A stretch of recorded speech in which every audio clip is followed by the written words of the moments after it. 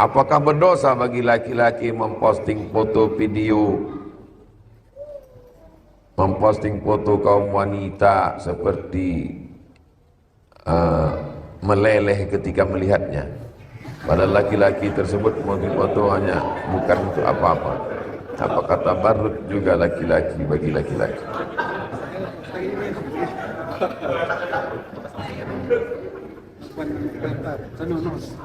Apakah berdosa bagi laki-laki memposting video yang mana kalau ia memposting kaum wanita meleleh? Dia laki-laki. Dia laki-laki. Di postingnya gambar dia pakai baju Melayu, pakai keris, pakai tanjak, lalu dipostingnya di situ. Di mana bumi dipijak, di situ langit dijunjung. Di mana jantan bertanjak, di situ perempuan bertudung. Gambarnya bagus, bajunya bagus, kalimatnya bagus, posenya bagus, perempuan meleleh. Yang salah siapa? Perempuan itu gatal. Apa pula dia salah? Tapi kalau antum posting antum pakai celana pendek, lalu memperhatikan otot antum, itu tak betul karena memancing. Waktu Nabi Yusuf keluar, ditarik oleh Zulekha sampai sobek bajunya di belakang. Gara-gara dia ganteng. Yang salah Yusuf karena gantengnya atau Zulekha? Yang salah Zulekha. Bercakaplah orang di kota. Wa qala niswatun fil madinati imra'atul azizi turawidu fataha. Berkatalah perempuan-perempuan di kota, istri Aziz Zulekha jatuh cinta pada budaknya. Jadi ternyata grup WA mak-mak ini memang dari dulu dah begitu isinya. Wa qala niswatun fil madinati imra'atul azizi turawidu fataha, surat Yusuf. Zulekha mendengar cakap itu, mak, kalian serang aku ya, kata dia. Diundangnya perempuan-perempuan. Diundangnya, dikasihnya buah sama pisau. Dikasihnya buah, panggil Yusuf. Yusuf keluar. Keluar Nabi Yusuf. Qatta'na aydiyahunna. Mereka memotong-motong. Qata'a yaqta'u, memotong. Qatta'a yuqatti'u, mubalaghah, memotong-motong. Berdarah-darah tangan itu menengok Nabi Yusuf. Apa kata Zulekha? Itulah yang kutahankan tiap hari. Kalian baru menengok sekali berdarah-darah kan? Apalagi aku, hatiku berdarah-darah katanya. Itu tambahan dari saya, tak ada.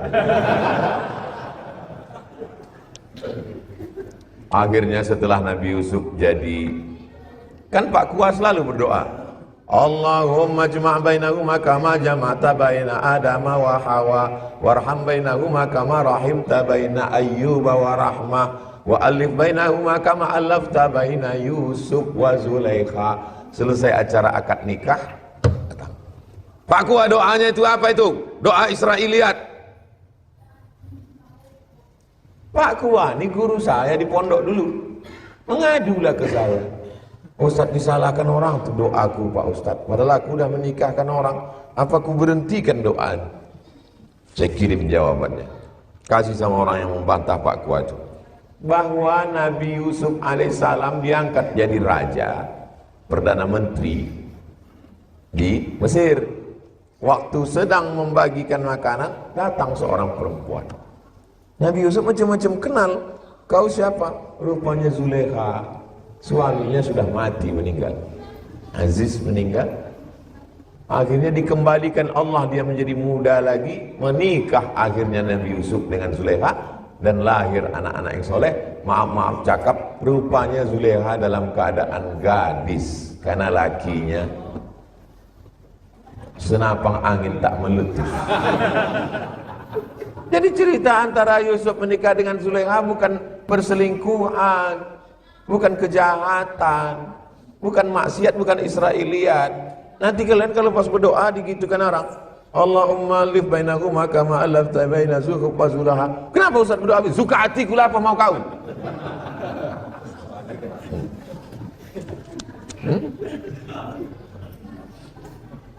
Jelas?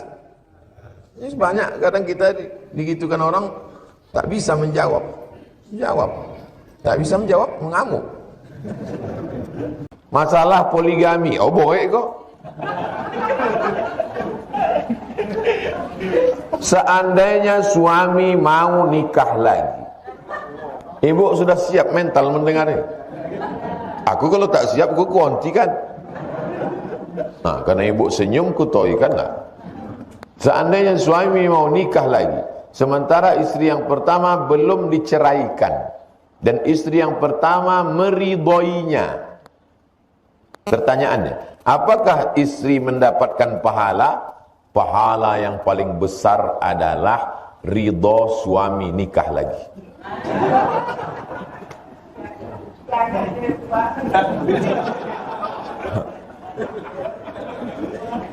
Bapak-bapak kalau ingin minta izin, sobi gelap. Adinda mau masuk surga cepat. Mau bang, izinkan abang berbini lagi.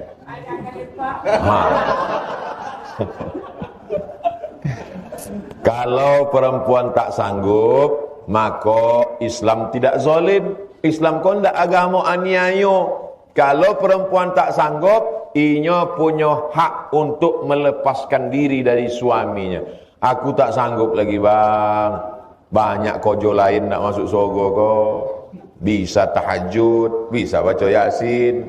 Tapi kalau menengok kau berdua dengannya, aku tak sanggup. Maka perempuan punya hak namanya khuluk. Khuluk tu melepaskan diri karena dia tak sanggup, tak tahan dia. Tapi kalau dia tahan, bisa dia teruskan. Kita doakan mudah-mudahan ibu tahan insyaallah. Ibu yang bertanya kok. Aku tahu ibu kau tak tahan. Angik kau, hampir terbakar telokong kau lagi. Jadi begitu ibu, Islam kau bukan agama yang zalim maniayo, perempuan mesti taat sampai mati. Tak. Kalau sanggup, tahankan. Kalau tak sanggup, punya hak, apa namanya? Khuluk. Khuluk melopehkan diri karena dia tak tahan, tak sanggup. Apa buku rekomendasi tentang solat lengkap Ustaz? 99 tanya jawab solat. Ustaz Abdul Somad. Lengkap semua masalah.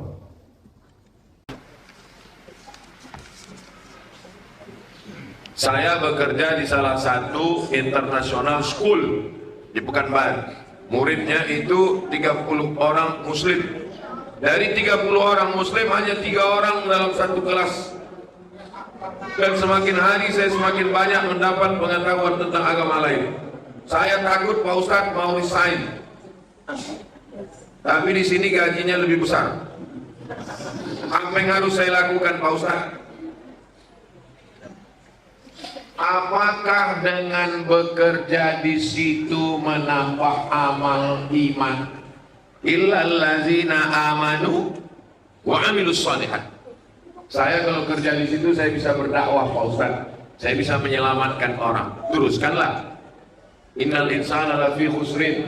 Manusia dirugi. Illal ladzina amanu wa amilus shalihat. Kalau saya di situ saya bisa ambil kurikulumnya Pak Ustaz. Bagus. Saya ambil manajemennya Pak Ustaz, bagus. Saya bisa berdakwah Pak Ustaz, bagus. Tapi kalau iman kita yang tergerus, sholat Jumat tak bisa, mengajarkan agama tak bisa, maka hadis kita subuh ini 3. Man aslama wa ruziqa kafafan wa qanna'ahu Allahu bima ata. Itulah orang yang beruntung. Orang yang beruntung bukan orang yang gajinya besar. Yang paling beruntung adalah aslama wa ruziqa kafafan wa qanna'ahu Allah bima ata. Islam rezekinya cukup dan dia diberikan rasa qanaah dalam hati. Jadi pikir baik-baik. Kalau gitu saya pertahankanlah agak setahun nih Pak Ustaz. Saya copy manajemennya, saya ambil metodenya, nanti saya keluar dari situ, saya buat sekolah macam itu. Mantap, bagus. Cara membuat yayasannya studi banding ke Almanak. Metode yang tadi dari sekolah itu ambil. Bahasa Inggrisnya bagus, ambil. Fisika kimianya mereka menang olimpiade, ambil. Rekrutmen gurunya bagus, ambil. Khutbah sofa dakwah kadar, ambil yang jernih, buang yang keruh. Al hikmatu dhallatul mu'min. Hikmah itu milik orang beriman. Aina wajadaha fahu ahaqqu biha. Di mana dia mendapatkannya, maka dia berhak untuk mengambilnya. Walaupun dari sekolah tak Islam, selama dia hikmah, ambil. Saya ini baru menikah, alhamdulillah. Minta doa Pak Ustadz supaya diberi keturunan yang soleh dan solehah. Banyak-banyak makan kacang-kacang. Kacang hijau, kacang buncis, kacang panjang. Sesudah itu berdoa kepada Allah Ta'ala. Doa Nabi Ibrahim, Rabbi habli minas solihin. Doa Nabi Zakaria, Rabbi habli min labana hablana min ladunka zurriyatan thayyibah. Aku tak bisa berdoa pakai bahasa Arab, pakai bahasa kampung. Ya Allah, aku dah berbini, bawilah aku anak yang soleh, yang lucu. Kalau bisa ganteng, jangan bentuk aku. Allah Ta'ala. Aku bu, Pak, walaupun aku sekolah di Arab, sekolah di Mesir 4 tahun, di Maroko 2 tahun, di Sudan, tapi sampai kini kalau aku berdoa pakai cakap kampung. Ya Allah, aku hendak pergi ke bagan benio, jangan sampai ban pocah, jangan sampai sampan karam, jangan sampai kami tak makan. Malam tadi keluar ikan toman godang. Aku pakai bahasa kampung sampai kini. Jadi awak berdoa pakai bahasa awak. Cuma di awal pembukaan tu pakai ompek. A'udzubillahi minasyaitonirrajim. Bismillahirrahmanirrahim. Alhamdulillahirabbil alamin. Wassalatu wassalamu ala asyrafil anbiya'i wal mursalin. A'udzubillah, bismillah, alhamdulillah, selawat. Habis itu pakai bahasa kampung awak. Ya Allah, banyakkanlah ikan sope, ikan toman, ikan apa. Jangan sampai datang ke kampung kami ni ikan niu, ikan paus. Habis ikan awak dimakannya. Minta Allah Ta'ala. Berdoa itu jangan terlalu khusus. Aku hendak membeli tanah luasnya 20 km kali 2 di samping halaman sepak bola. Ogonya tolong turunkan dari 50 juta jadi 40. Jangan terlalu khusus. Jangan pula terlalu umum. Boleh tak awak berdoa menyebut nama? Boleh. Nabi berdoa menyebut nama. Allahumma a'izzal Islam bi Umarain. Ya Allah, kuatkan Islam kau dengan 2 Umar, Umar bin Khattab dengan Umar bin Hisham. Ada 2 Umar di Mekah tu yang gagah perkasa. Satu namanya Umar bin Khattab, satu namanya Umar bin Hisham. Kalau kesobi Umar bin Hisham banyak orang tak tahu. Umar bin Hisham tu Abu Jahal. Oh, Abu Jahal tu lah Umar bin Hisham. Ya Allah, kuatkan Islam kau dengan 2 orang Umar kau. Kalau tak Abu Umar bin Khattab, Umar bin Hisham tu masukkan Islam. Masuk Islam Umar bin Khattab. Umar bin Hisham masuk nako. Mati kafir. Gitu juga kalau awak suka. Ya Allah, aku jatuh cinta kepada 2 orang perempuan, Khadijah dengan Aisyah. Kalau bisa, jadikan dua-duanya. Alhamdulillah. Aku mau mancing-mancing anak muda aku aja. Cuma kadang yang awak pancing anak muda, yang tua pula tu pancing. Dia tak tahu bini dia mengintip dari tadi. Sudah Pak Ustaz, udahlah tu Pak Ustaz, tak tahan kami lagi Ustaz. Makanya apapun pekerjaan, adik-adik kalian kuliah, masuklah ke fakultas jurusan yang kalian suka, supaya tak capek. Kalau kalian tak suka, kalian stres. Lulus PNS di tempat kalian tak suka, itu tak sampai pensiun kalian mati. Karena kalian tak suka. Tapi kalau suka, kalian menikmati.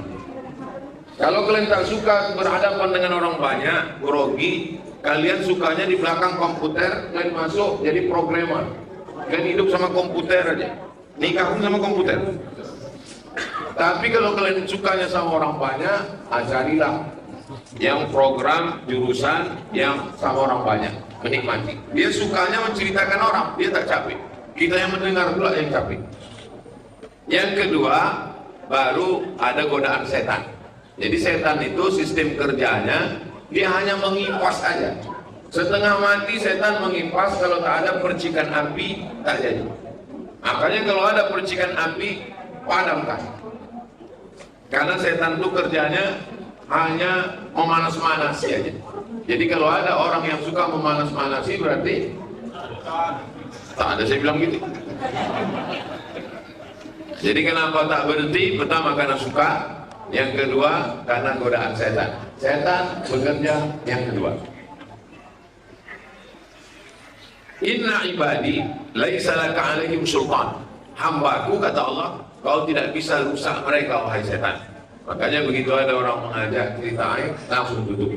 Mohon maaf ya, ada pula miss call masuk saya ke sana dulu. Kalau tidak, dia akan terus berlanjut, kita angguk-angguk. Namanya dapat juga dosa, ya dosa angguk-angguk.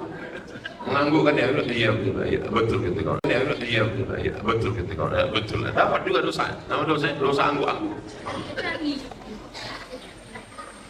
Saya mau bertanya tentang berdosakah seorang mertua menzolimi menantu? Ikut judul sinetron. Mertua menzolimi menantu.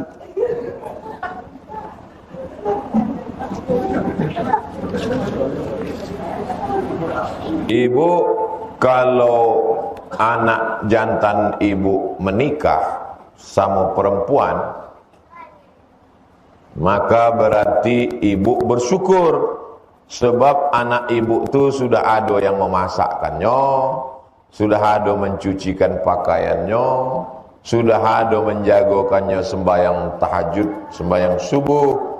Anak ibu sudah dirawat, maka ibu berterima kasihlah sama perempuan tadi.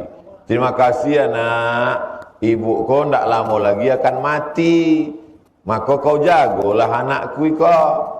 Tapi si perempuan tadi juga mesti sadar diri bahwa suamimu ini tidak turun dari planet Mars. Dia pernah singgah di perut ibu kau 9 bulan 10 hari.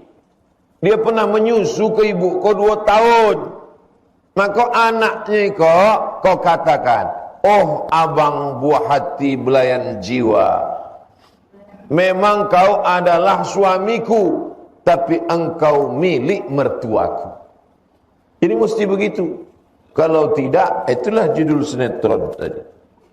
Menantu dizolimi mertua.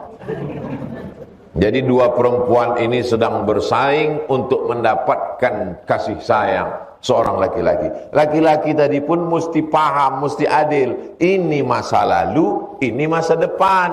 Omak kau masa lalu, budi baiknya udah awak makan, tak bisa awak balikkan. Sebesar buah keras. Buah keras di siku apa nama? Buah kowe. Segodang buah kowe beraknya awak makan. Berak awaknya makan. Karena omak-omak itu kan kalau mencuci, membasuh anaknya, sesudah dicucinya, lupa dia kadang bosi. Gorengnya ke sambal. Bayangkan itu. Waktu pertamanya mengandung, muntah, tidak selera makan.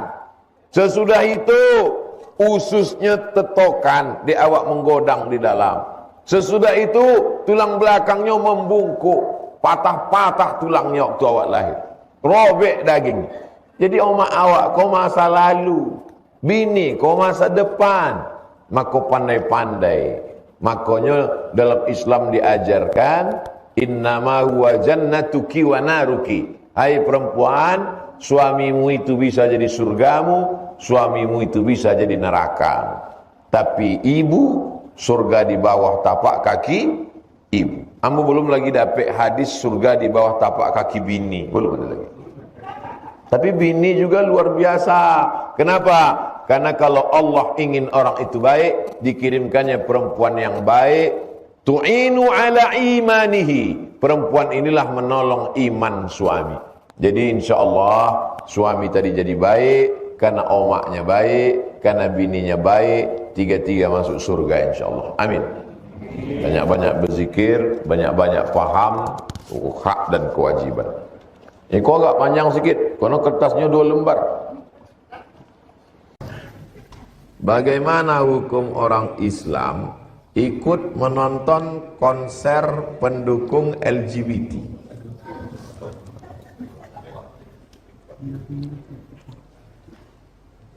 Man tashabbaha biqaumin fahuwa minhum. Siapa yang ikut-ikutan suatu kaum, maka dia bagian dari kaum itu. Orang yang mensupport LGBT, maka dia bagian dari kaum itu. Mendengar LGBT ini orang agak-agak keren. Grup pecinta lubang ciri. Jangan lagi sebut LGBT. Buat terus semua update pagi ini. Grup penyuka lubang tai. Ustaz tak layak ngomong gitu depan orang tua, depan Pak Wardan Ustaz ngomong gitu. Jijik dengarnya kan? Jijik. Apalagi mendengarnya aja kalian jijik.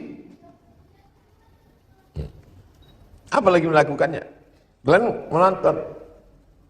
Wahai pemerintah, ulil amri, jangan kalian kasih izin. Kalian akan diminta tanggung jawab di hadapan Allah. Jabatan tak lama. Presiden Soekarno meninggal, Presiden Soeharto meninggal, Presiden B.J. Habibie meninggal, penguasa-penguasa meninggal, Kiai Haji Abdurrahman Wahid rahimahullah meninggal. Kita semua akan diminta tanggung jawab. Berapa lamalah kekuasaan ini? Tanda tangan. Tak usah takut pada keputusan manusia. Semua yang terkait dengan LGBT ditolak di Indonesia. Apa hukumnya baby baru lahir tak diazankan? Mengazankan anak baru lahir hukumnya sunat. Dalilnya Nabi mengazankan cucunya Sayyidina Al-Hasan, adiknya Sayyidina Al-Husain. Ke telinga sebelah kanan azan, telinga sebelah kiri iqamat. Anaknya laki-laki maupun perempuan sama. Telinga sebelah kanan azan, telinga sebelah kiri iqamat. Allahu Akbar, Allahu Akbar. Azan as-salah. Azannya macam azan salat. Dalilnya mana? Ada dalam kitab Sunan Tirmizi. Status hadisnya apa? Hadisun hasan, kata Imam Abu Isa Ibni Saurah At-Tirmidzi. Jadi mengazankan anak itu sunnah, tidak wajib. Jadi anak-anak lajang, belajarlah kalian azan supaya bisa mengazankan anak isu. Bagi yang anaknya udah godang, jangan diazankan lagi. Jangan gara-gara mendongai kok balik dari siko, diazan lah anak. Anak itulah kelas 3 SMP. Hukumnya azan itu sunat. Kalau dia laki-laki, kalau perempuan tak iqamat. Laki-laki perempuan sama. Azan telinga kanan, iqamat telinga kiri. Laki-laki maupun perempuan. Bagaimana pendapat Ustadz tentang fatwa MUI untuk boikot produk pro-Zionis? Memang begitulah semestinya. Kita ucapkan banyak terima kasih. Mudah-mudahan Ustadz-Ustadz kita di MUI sehat walafiat istiqomah. Tinggal lagi disosialisasikan. Posting tiap hari posting. Karena Israel juga menggunakan buzzer, bahkan buzzer dari Indonesia untuk mereka melihat logaritma tiap hari. Berapa orang mendukung. Jadi kalau kita tidak posting, tidak dukung, itu mereka menjadi acuan dia, logaritmanya di medsos. Maka tiap hari kita mesti posting terus. Terserah apa aja isinya. Jangan tulis Israel, nanti di ban. Israel 15R 43L, terserah, pandai kalian lah. Masa itu pun aku juga ngajari lagi. Takbir solat id berapa takbir? Apakah sama dengan Idul Adha? Idul Fitri sama Idul Adha sama. Takbir apa yang dimaksud? Takbir solat, Allahu Akbar, takbiratul ihram. Sesudah itu baru takbir 7. Sesudah itu baru takbir 5. Lalu kemudian khatib takbir lagi 9. Allahu Akbar, Allahu Akbar, Allahu Akbar. Allahu Akbar, Allahu Akbar, Allahu Akbar. Allahu Akbar, Allahu Akbar, Allahu Akbar kabira. Walhamdulillahi katsira. Wa subhanallahi bukratan wa asila. Sesudah itu takbir kedua. Allahu Akbar, Allahu Akbar, Allahu Akbar. Allahu Akbar, Allahu Akbar, Allahu Akbar. Allahu Akbar, Allahu Akbar kabira. Jadi takbir imam dengan takbir khatib. Idul Fitri sesudah khatib naik ke atas mimbar, tidak ada takbir lagi. Nah, ini beberapa masjid yang tengok termasuk Idul Fitri potong. Sesudah sesudah sembahyang Idul Fitri, zuhur tuh bertakbir pula imam. Allahu Akbar, Allah. Makmum di belakang dah berbisik. Imam lupa. Kalau Idul Adha baru bertakbir 3 hari. Hari Tasyrik tanggal 1 boleh bertakbir, tanggal 2 boleh bertakbir, tanggal 3 boleh bertakbir. Asar terakhir tanggal 13. Habis. Maghribnya sudah tak ada takbir lagi. Itu tentang takbir, solat, khutbah, dan pada waktu-waktu solat. Ada orang mau ngasih tanah. Ada orang mau ngasih tanah. Pak Ustadz, saya ini mau ngasih tanah Pak Ustadz.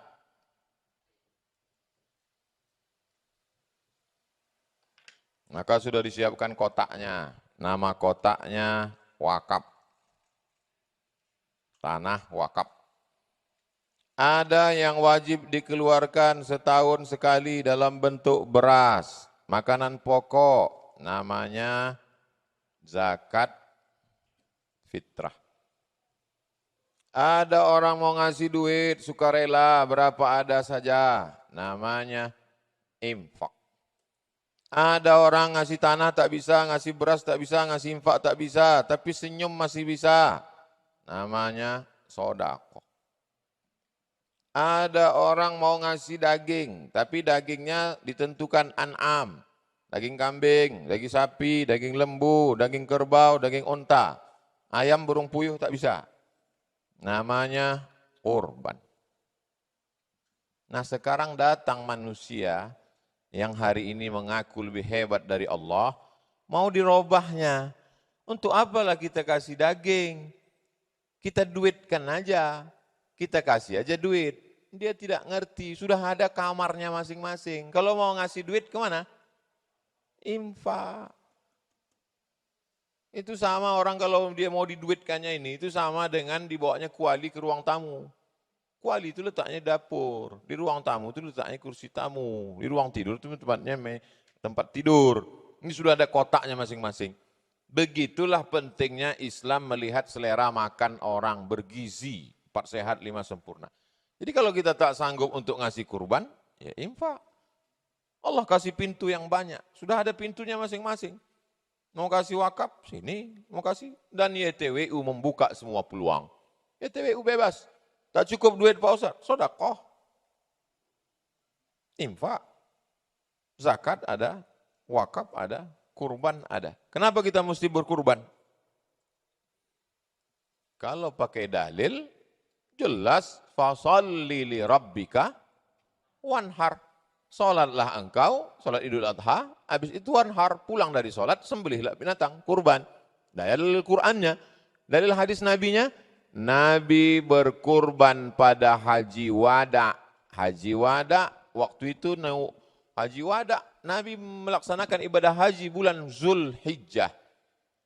Dia meninggal bulan Zulhijjah, Muharram, Safar, Rabiul Awal. 2 bulan sekian hari setelah haji itu dia meninggal. Maka ketika dia haji itu umurnya 63 tahun. Disembelihnya onta sebanyak 63 ekor. Dilanjutkan oleh Sayyidina Ali menyembelih onta 37 ekor. 63 tambah 37 sama dengan 100 ekor onta. Setelah Nabi meninggal barulah sadar sahabat. Oh, patutlah dia berhenti pada angka 63. Pas 63 dikasihnya pisau itu ke Ali. Maknanya apa? Setiap tahun dia tidak mau kosong dari kurban. 1 onta 1 tahun. Tapi tak ada mazhab yang mewajibkan kurban. Kurban hukumnya paling tinggi, sunnat muakkad. Ada Pak Ustadz yang mewajibkan kurban? Betul, Hanafi. Mazhab Hanafi wajib. Tapi jumhur ulama, Maliki, Syafi'i, Hambali, sunat muakkad. Itu kalau tengok dari dalil Quran dan hadis. Kalau dari logikanya kenapa mesti tiap tahun? Karena ada saudara kita yang tak makan enak. Dan kita enakkan dia pada tanggal 10, 11, 12, 13. Ada saudara kita yang tak pakai baju baru, kita belikan dia baju baru. Ada yang tak makan nasi, kita kasih dia makan nasi, zakat fitrah. tapi kemudian ada lagi yang perlu kita kasih, dia makan daging kambing, dia suka makan sate, dia suka makan sup, maka kasihlah dia hewan kurban.